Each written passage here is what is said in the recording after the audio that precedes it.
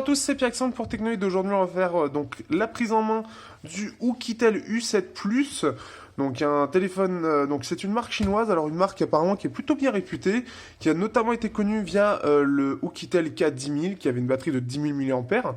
Et donc j'avais un budget donc de $100 par Gearbest. Donc ce qui fait que je me suis dit pourquoi pas tester Oukitel. C'est parce que tout d'abord pour $100 c'était lui qui avait la fiche la plus intéressante. Et en plus, ça me permettait de tester le Mediatek MT6737, qui est une petite amélioration du 6735. Pour faire rapidement, le 6737, c'est surtout une amélioration au niveau de la consommation. Les performances sont à peu près les mêmes. Même, en tout cas sur l'Oukitel, elles sont même un peu moins bonnes. Donc en exemple, en fait, j'ai le Wiko U-Feel que j'ai aussi, qui me permet d'avoir un comparatif, puisqu'il a le MT6735 qui donc est celui juste avant. Donc ce qui fait qu'on est sur la même fréquence, on est sur la même chose, donc un 4 coeurs, Mali T720, etc. On a droit à un capteur d'empreinte quand même, ça c'est assez sympa pour le prix, pour à peu près 80 €. Un capteur photo 13 mégapixels, bon 13 mégapixels vous savez c'est très large. Un écran de 5.5 en 720p, on a droit aux 2 touches sensitives, de base on a même un écran de protection qui est posé, donc ce qui fait que ça c'est plutôt sympa. Alors déjà pour vous dire, pour être très clair, je l'ai bien mieux préféré par rapport au Wiko U-Feel, alors qu'il est quand même beaucoup moins cher. Bon, certes, c'est de l'importer, mais il est beaucoup moins cher, parce que tout d'abord, déjà, le tactile est correct. Ce qui est bien, donc, le capteur d'empreinte, par contre, il n'est pas très réactif, donc là, je le pose.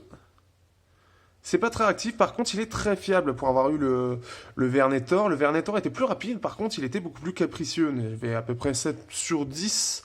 C'était une précision de 7 sur 10. Là, on est plus sur du 9 sur 10. C'est juste, par contre, qu'il est long. Ça doit être du 0,5 secondes. Alors, attendez, hop. Ouais, il a été assez long. Même moi, en fait, je pensais que je l'avais pas déverrouillé. On va attendre un petit peu. Là, par contre, il n'a pas détecté. Par contre, là, hop. Donc, je le remets. C'est-à-dire, j'ai appuyé sur la... Comment je vais faire? Donc, vous voyez, c'est pas très rapide. Si je compare au Vernet Apollo, qui est loin d'être le plus rapide. Alors, bon, déjà, on va le faire mieux que ça. Oh, oh, il a été plus rapide, c'est étrange. Bon, c'est aussi rapide. Pourtant, d'habitude, c'est pas... Enfin, il est plus lent, je trouve, en tout cas. C'est... Ouais, bon, tant mieux qu'il soit plus rapide là dans la vidéo, mais en général, il est assez lent. Ce qui fait que c'est une habitude à prendre. Par contre, voilà. En fait, il faut bien rester posé son doigt dessus. Et puis, c'est bon. Par contre, bon, c'est vraiment un téléphone qui a été pensé pour l'utilisation à deux mains. Puisque déjà, le capteur d'empreinte, il est vraiment haut, en fait. Si on l'utilise à une main... Voilà ce que ça donne. En gros, on est comme ça. Donc, ce qui fait que c'est plus à deux mains et on prend comme ça. Après, qu'est-ce que je peux dire? Donc, au niveau de la ROM, on est sur du Android pur. On n'a pas beaucoup d'options. Au final, ils en ont mis moins que ce qu'on peut trouver, par exemple, avec le Vernetor. C'est-à-dire qu'on n'a pas Miracast, Miravision, par exemple. Donc, c'est-à-dire qu'on va pas pouvoir gérer la qualité de l'écran. On va pas du tout pouvoir gérer ça. Qu'est-ce qu'on a en particulier? On peut voir qu'on a un thème, hein. Vous pouvez regarder, il y a un petit thème. On peut gérer la serrure. Bon, ça c'est vraiment ce qui vient en plus avec une superbe traduction, comme on peut voir. C'est il vous plaît. Qu'est-ce qu'on a d'autre en particulier? Il y a des petites choses particulières. La mise à jour, où je sais pas, je crois qu'ils sont lâchés sur la mise à jour. Hop. Donc, ce qui fait que c'est assez design par rapport à d'habitude. En général, c'est assez moche. On a déjà YouTube qui est installé de base. Ici, on a donc thème. Bon, après, c'est assez limité. C'est-à-dire qu'on va avoir quelques petites choses. On a 3 thèmes. Bon, c'est toujours ça à prendre. Mais c'est pas non plus incroyable. C'est pas quelque chose de fou. Qu'est-ce qu'on a d'autre? En particulier, il y avait surtout un truc, je crois. Je pense que pour ceux qui ont un Honor, ça devrait leur rappeler quelque chose. Mais encore faut-il que je le retrouve. Téléchargement. Non, c'était pas ça. C'était pas ça. Je sais plus où est-ce qu'il était. Ah mince. Elle est où? Déjà, ce qui est bien, on a aussi... Alors, on a un lecteur PDF pour ceux qui veulent savoir comment utiliser le téléphone. Eh bien, il y a tout qui est dedans.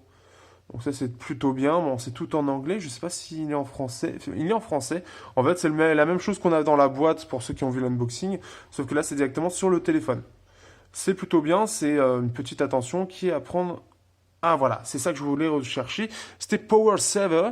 Et donc qui va permettre, ce qui refait penser un peu à EMUI. et qui va permettre de voir en fait, de gérer tout simplement tout ça. On va protéger des applications par exemple. Donc voilà, toutes les applications qu'on veut protéger ou non. Donc ça c'est plutôt bien, on va pouvoir gérer par exemple un Power Saving Mode. Donc ce qui fait que normalement ça va être beaucoup plus simple pour essayer de gagner un maximum d'autonomie. Après bon, c'est du Android pur avec quelques petites choses mises par Oukitel.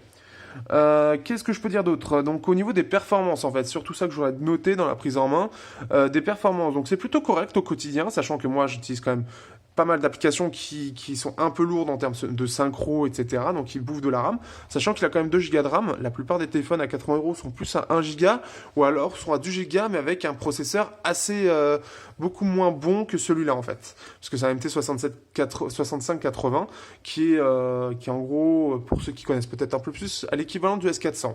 Là, on va être un peu meilleur qu'un S410 par exemple sur ce processeur-là. Ce qui fait que bon bah j'utilise Facebook, Twitter, Messenger, gestionnaire de page, YouTube Studio pour les commentaires, forum JVC, Happy Geek, Telegram, l'application musique qui est toute basique bien évidemment, tout ce genre de choses, et ce qui fait que ça consomme quand même pas mal, même Hangout. Ce qui fait que ça va assez vite en fait pour enchaîner comme ça. Et au final, bah, il encaisse plutôt bien, sauf que par moment, il va avoir tendance à... Ils vont dire, bon, j'en ai un peu marre, si tu veux, je me gère un petit peu la RAM, je te fais attendre un peu, et puis on est reparti. Ce qui fait que là, les 2 Go de RAM ont un peu de mal. Voilà, après, comme vous voyez, j'ai une utilisation déjà assez intense en général. Et puis ensuite, bon, bah voilà, il faut faire, comment dire, il faut pouvoir le faire. En termes de photos, alors là, c'est assez mauvais, clairement. Après, forcément, c'est un smartphone à 80 €. Donc déjà, on peut voir ici, hop, un smartphone à 80 €. On a très peu de détails dès qu'on perd en luminosité. Alors là, il est largué. On peut faire des clichés en plein jour qui peuvent être corrects. Enfin, comment dire, corrects, oui, correct. On peut dire ça comme ça. Là, on regarde ici. Donc si on zoome, en fait là on a plutôt des bonnes couleurs. On peut voir que la vitesse de déclenchement peut être parfois un peu longue, puisque là on peut voir que la voiture elle s'est déplacée pendant le moment de la photo. Mais après par exemple si on regarde ici Eiffage, alors là par contre bah, on l'a très flou. Si on regarde ici, donc là ce qui fait qu'on a pas mal de petites choses, on peut voir quand même, on a un petit peu de détails, mais après dès qu'on commence à zoomer, en fait on a l'impression que c'est peint. Je pourrais limite faire un post sur Twitter en disant est-ce que pour vous c'est une photo ou c'est une peinture? Là vous voyez en fait au niveau du traitement on sent que le capteur là il est complètement largué, on perd tous les détails, tous les détails, donc ce qui fait que bon c'est pas extraordinaire mais de loin ça reste presque potable. Ça se voit pas trop. Bon, après, on a un écran HD, donc ce qui fait que c'est pas très fin non plus. Mais niveau couleur, c'est plutôt pas mauvais en général. Il y en a qui sont pas forcément aussi bien. Par exemple, ici c'est un peu moyen. C'est pas terrible, hein. Hop. Mais on a quand même quelques détails. On peut quand même lire la plaque d'immatriculation, presque. Je suis même pas sûr que ce que c'est, ça. Vous voyez, les feuilles, là, c'est juste un gribouillis. Il voit rien, il a aucun détail. Voilà, ce genre de choses. On sent que, voilà, on sent que le capteur est très limité. Il peut servir un petit peu, mais assez limité. Forcément, sur un téléphone à 80 €, on est toujours limité de ce point de vue-là. Après, au niveau de l'encombrement aussi, parce qu'il est un petit peu lourd, mais forcément à 80 €, on n'est pas sur quelque chose qui est à 200 € ou même plus. Ce qui fait que là, face à l'Apollo Light, qui est plutôt correct en termes d'encombrement, il est forcément plus large. Donc voilà, c'est petites choses. Qu'est-ce que je peux dire d'autre? On peut avoir aussi, en termes de petites choses sympas, là, vous voyez le capteur, donc voilà, il marche plutôt bien, vous pouvez voir, hein, il marche. On s'habitue assez vite en fait à rester le doigt appuyé dessus, parce que bah, forcément c'est pas un Honor 8 ou quoi que ce soit, mais ça reste plutôt bien. On a quelques petites choses sympas, on a des petits, voilà, donc pour répondre, en fait on va le mettre à l'oreille, il va le détecter, ce type de choses. Système, on va pouvoir... long pressback qui pour screen mode, je sais pas du tout ce que c'est.